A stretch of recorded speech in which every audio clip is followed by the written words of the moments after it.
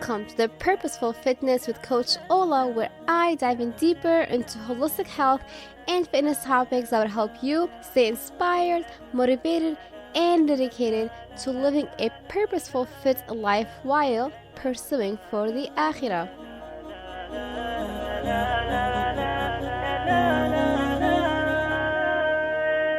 Hey everyone, welcome back to episode number 55 with Coach Ola. Today's guest is Noor Salem, where we talked about immunity and the importance of it during Ramadan and during COVID-19. Without further ado, I would like to welcome our returning guest, Noor Salem. Hey everyone, welcome back to the show. Today's guest is a special guest, Noor Salem, who I am so happy to have her on again. She is a returning guest from our previous episode on Sunnah Superfood. So welcome back, Noor. How are you today? Assalamualaikum. Alhamdulillah, I'm doing well. Jazakallah khairan.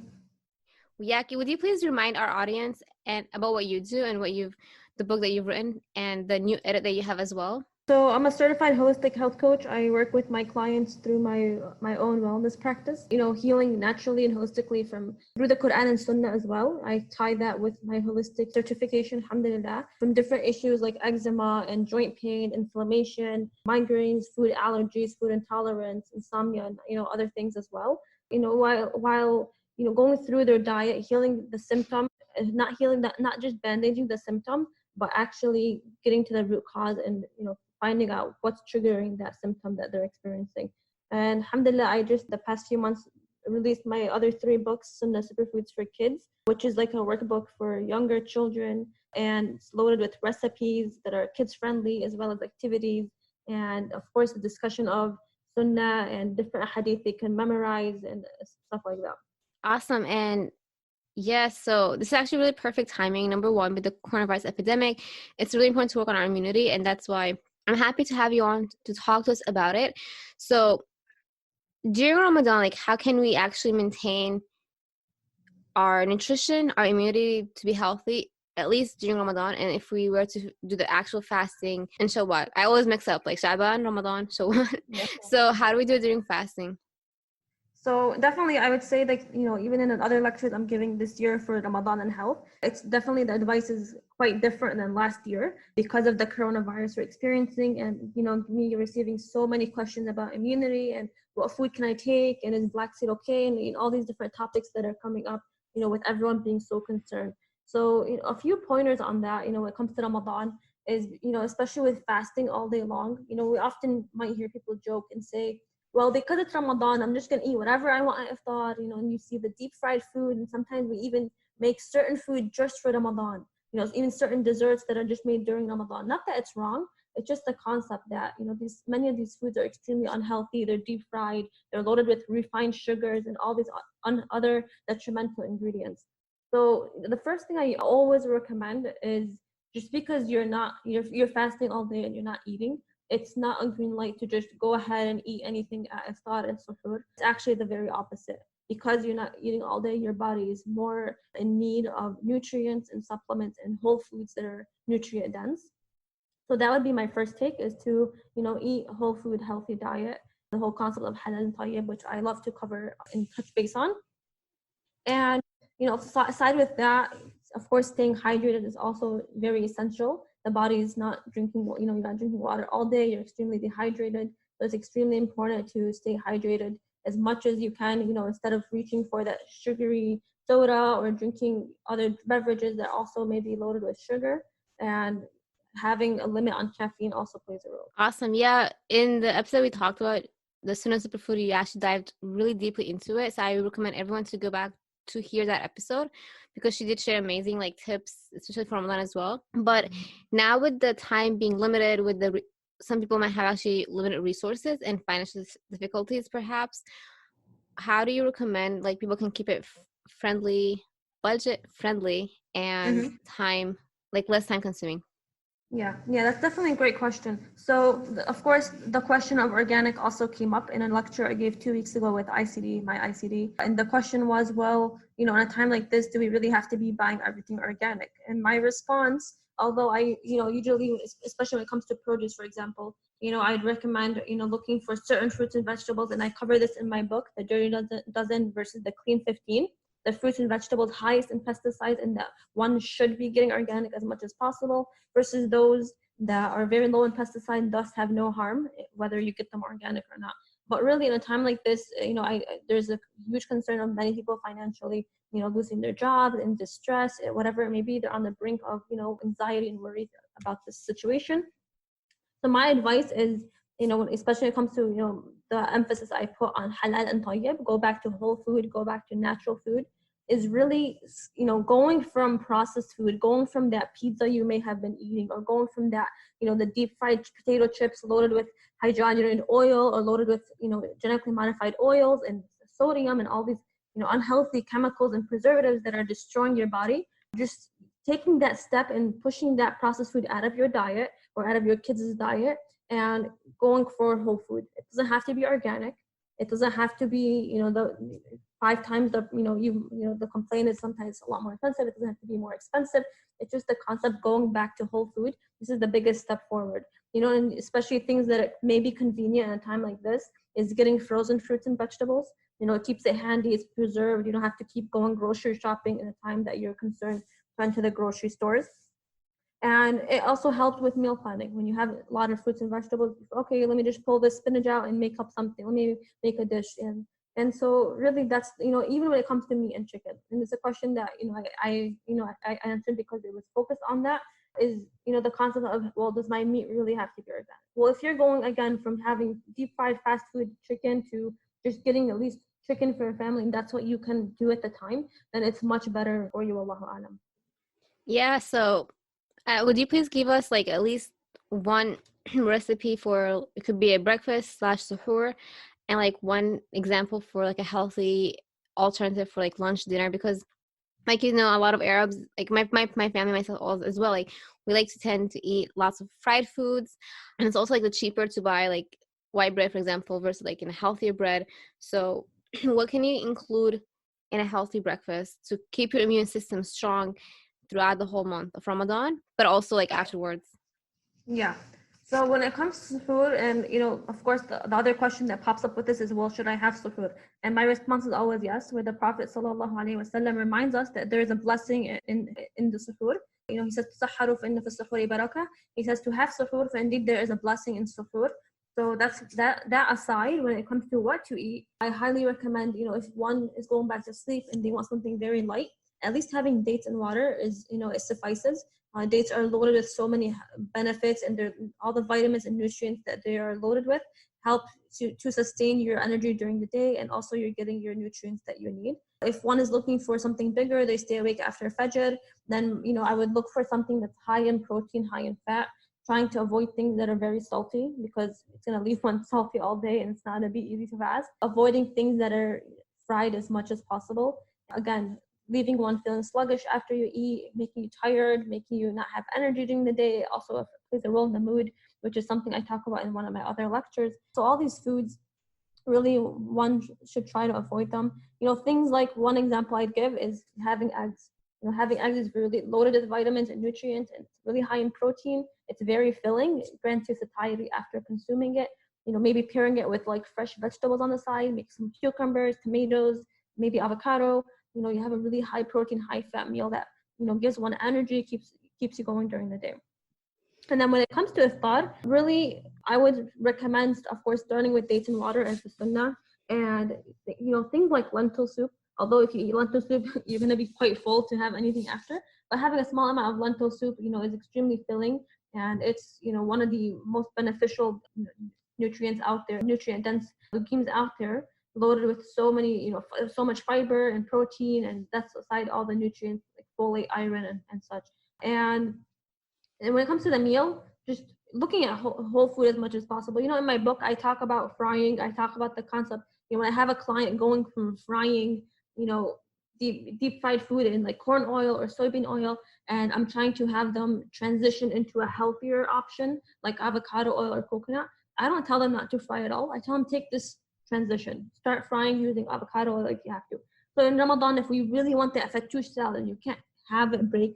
Like I usually, you can see the recipes in my book for different options, but I usually, when it comes to recipes like that, I just tend to drizzle the bread and, cut up the pita bread and drizzle it with avocado oil, put some spice on it, and just roast in the oven until it's super crunchy. But here and there, one might want something that's fried. There might be a dish you really need to fry something, using for that dish.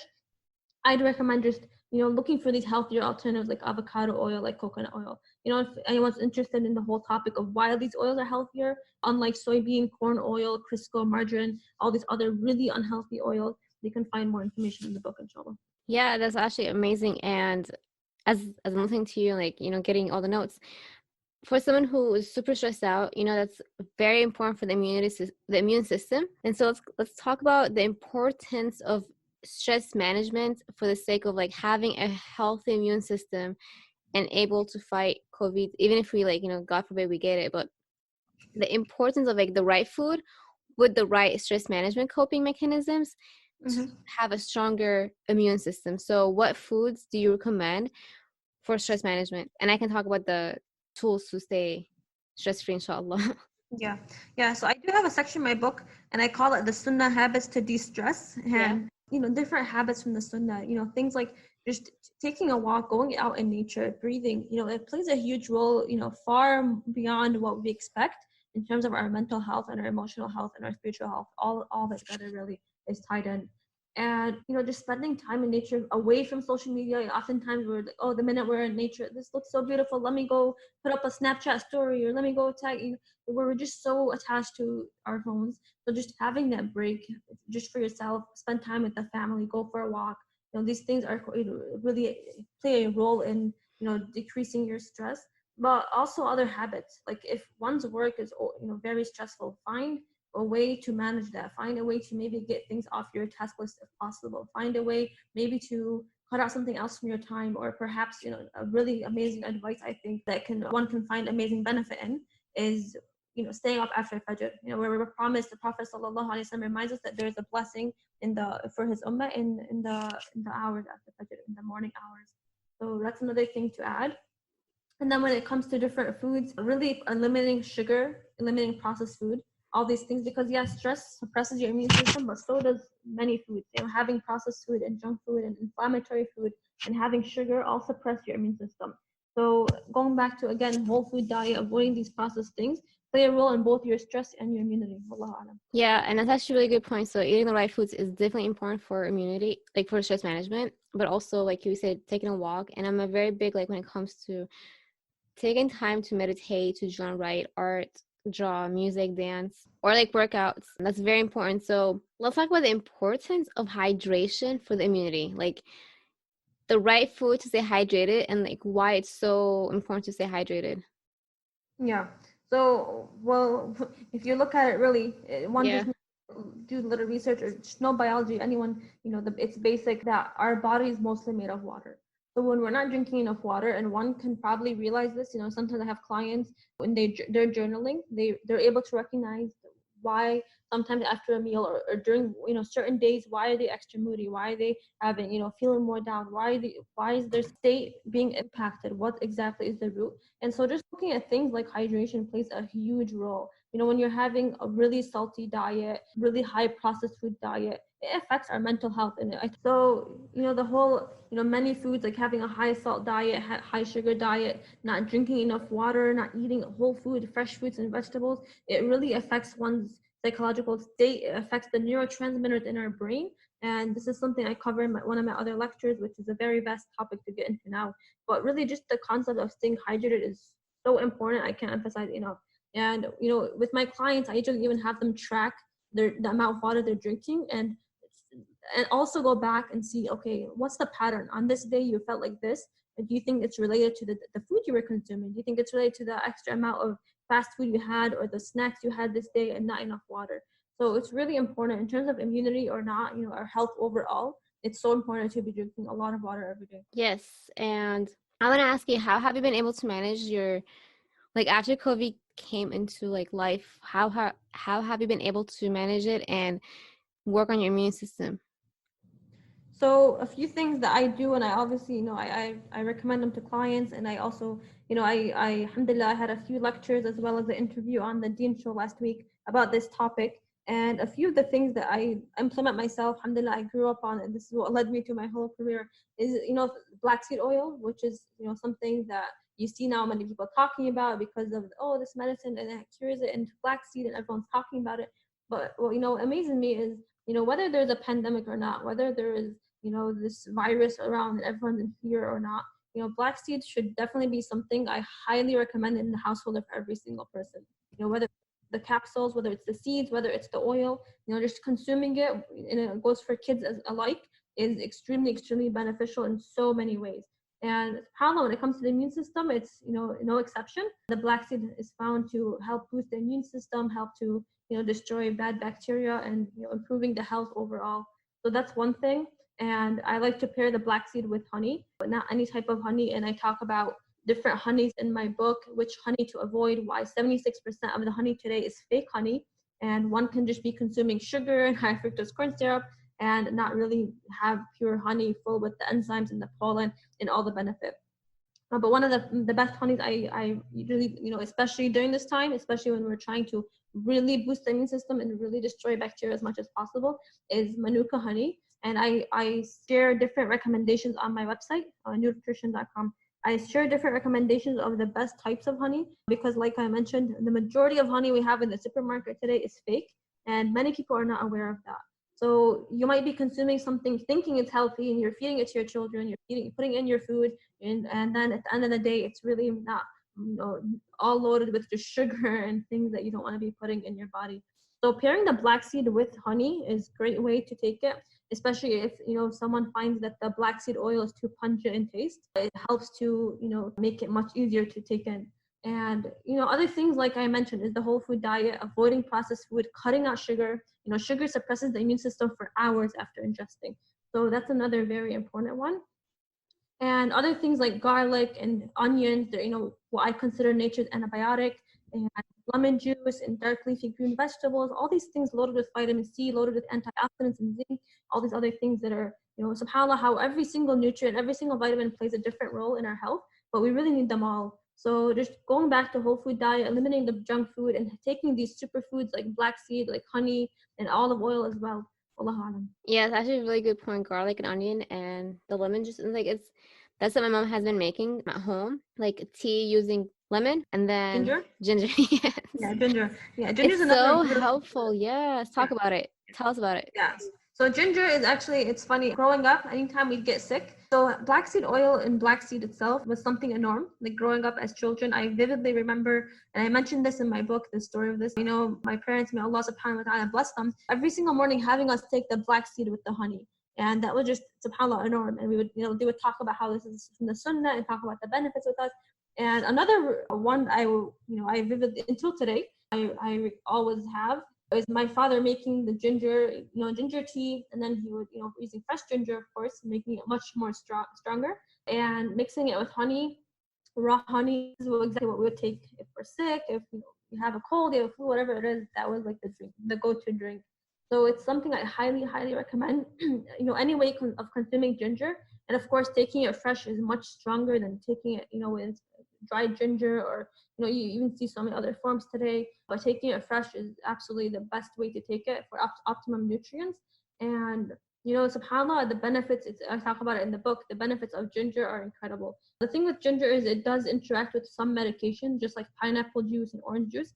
So one has to be careful if you take it, around the same time as medication. It does play a role in that. Yeah. No, it's very true about the natural ginger versus like the fake stuff, because it's Yeah. what we do. Like you have to wash it and then make sure it's clean and let it sit in the water before you pour it out, because I one time poured, but it wasn't like soaked in yet. So it was just like a clear water instead of the actual ginger with the lemon. Yeah, exactly. So yeah, it's definitely something it also tastes great. I mean, It maybe not does. agree. I mean, Yeah. it tastes great, especially when you boil it, and you just throw in that fresh lemon juice. It gives a really nice touch with the sweetness of the honey, and it's subhanAllah, something incredibly healthy. Yeah, and so for the parents who have like picky eater kids, what recommendations and how can we help the parents who are staying at home with their kids and the kids are like, fussy? Yeah, How do we help yeah. them? Yeah, that's something I cover, and subhanAllah, that's one reason why, it's a major reason why it led me to publish the student recipe foods for kids. It's, Yeah. the work that I was mentioning earlier, and actually my 12-year-old sister, Layan, and that's why you can see her as an author on the cover. She played a big role in publishing this book too, because, when I go many years back, when I first started my health coaching and such, Layan was, also as normal as every kid, wasn't biggest fan of vegetables.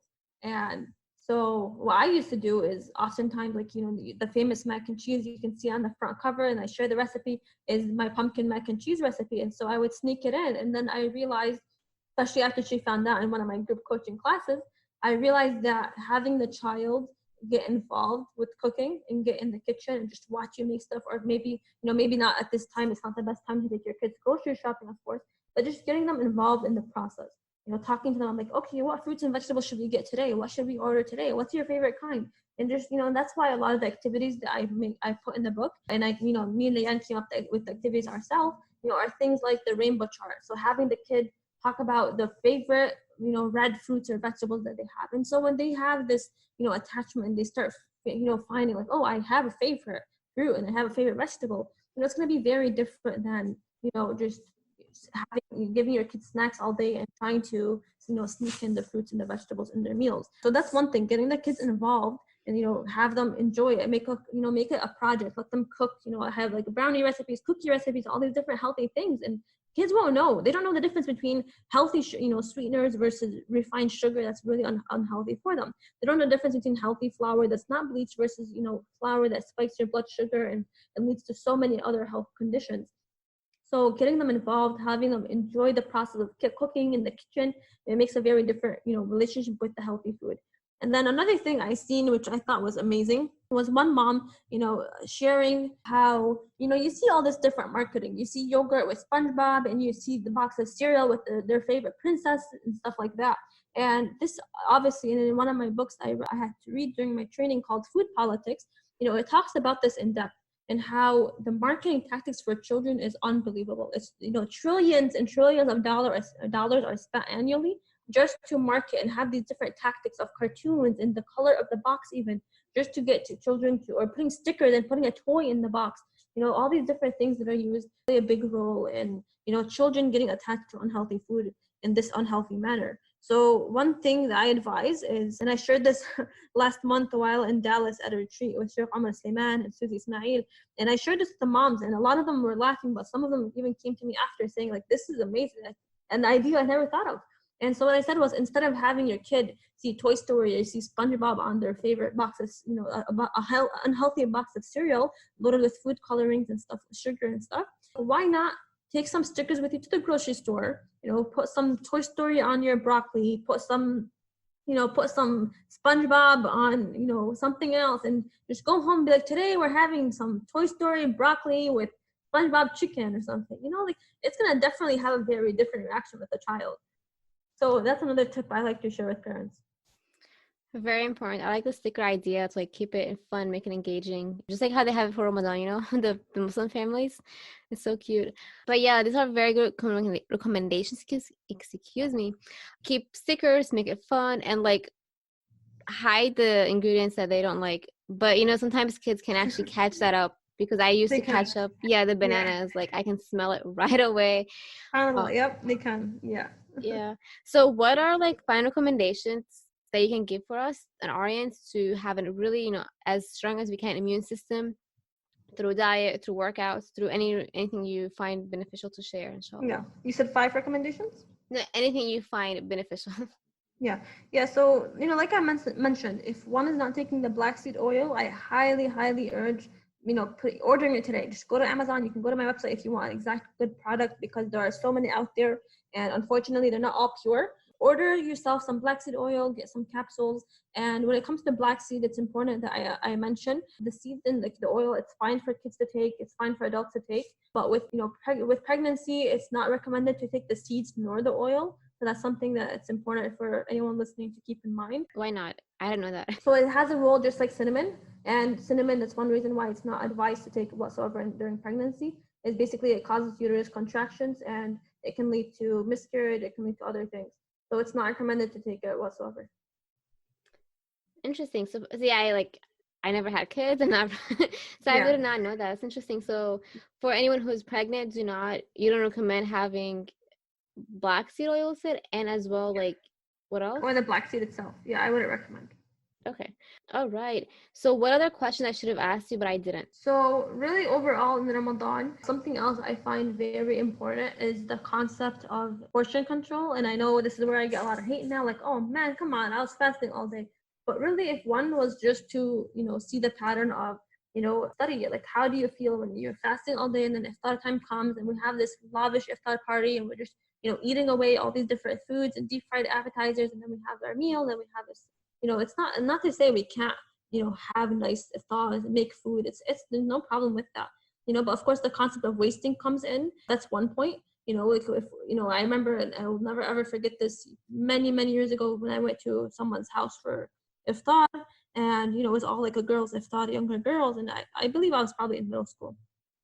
And after everyone finished eating, and all the big platters were, on the floor and, on the table cover, and I seen the hosts just pick up the food and dump it all in a garbage bag, and I was shocked. And they were like, "Yeah, we don't eat leftovers," and I was just, not to judge, but it's just the concept that as a person we should not be wasting food, especially during Ramadan, especially the month that you're fasting all day. And utilize it as a time to reflect on the blessings.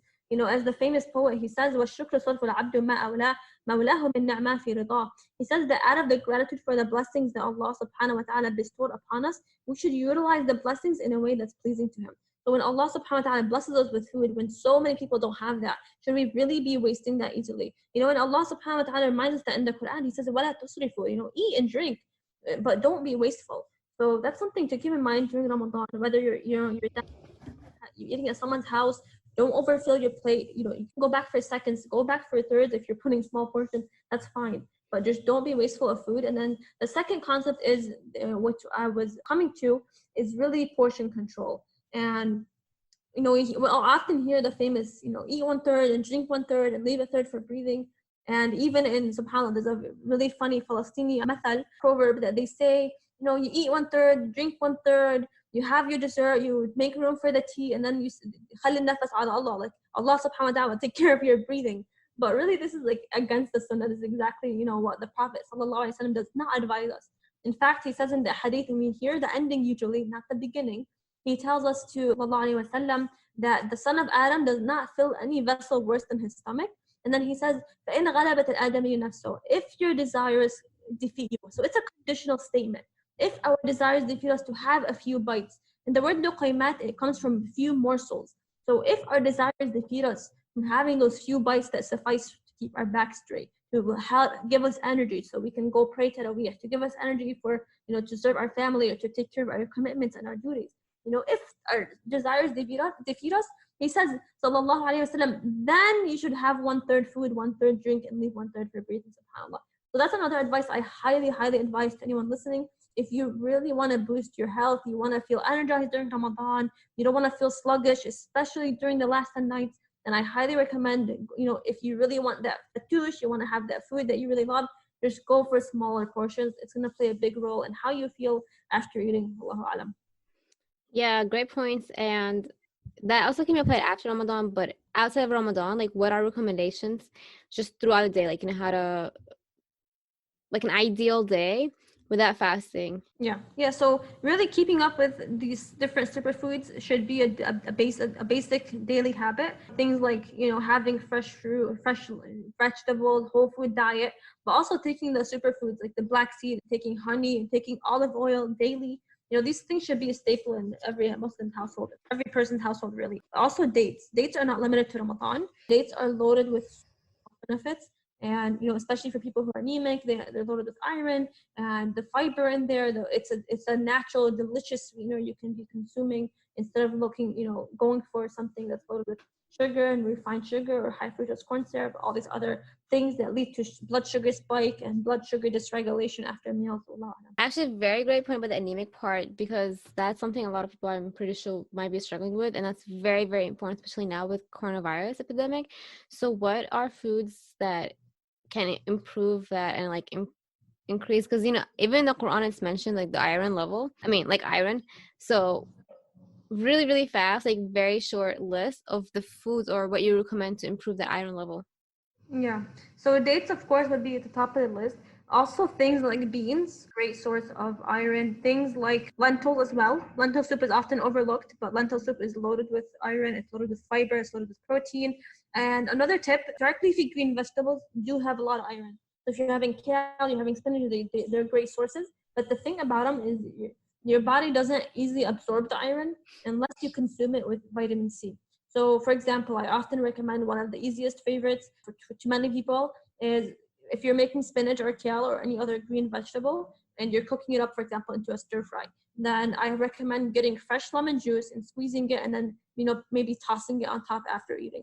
Or if you're making a spinach salad or a kale salad, then put in fresh lemon juice, put in tomatoes as well. These help your body to absorb the iron better. And of course, other things like, good quality meat, looking for organ meat, like something that's overlooked is liver, loaded with so many benefits, especially when it comes to iron, it comes to vitamin A, it comes to other things as well. So these are a few things I'd highly recommend. That's awesome. Thank you so much for sharing these tips. Where can we find your book and you on social media to follow? So all four of my books are available on Amazon. Sunnah Superfoods for kids, and then the Sunnah Superfoods for baby in Arabic, and then the other one in English as well, the A to Z book. They're also on my website, noortrition.com. That's Noor Trition, TRITION.com. And then my social media, my Instagram is holistic_nutrition, and Facebook is Holistic Nutrition LLC. Awesome. Please tag us, guys, when you take your favorite dish this Ramadan or anytime that you hear this episode. Tag Noor and myself on social media to stay accountable and so that we can check on you as well, what you're eating and how we can help you stay active and healthy during COVID-19, inshallah. Thank you so much for your time, and any final notes before we head out? That's pretty much it. Just I pray Allah subhanahu wa ta'ala grants everyone listening good health and protects their family from any harm. And I pray that we all have a really beautiful Ramadan filled with ibadah, filled with a beautiful spiritual vibe. And Allah subhanahu wa ta'ala accept from everyone, inshallah. Jazakallah khair so much for having me. I mean, and also, if anyone's listening to this episode after Ramadan, we also have the 10 days before Hajj. So never forget those days as well. Jazakallah khair, Noor, and assalamu alaikum. Thank you for tuning in. If you've enjoyed this episode, make sure to subscribe today and leave a 5-star review. You can also screenshot and share this episode with a family or a friend. Be strong, be fit for Akhirah.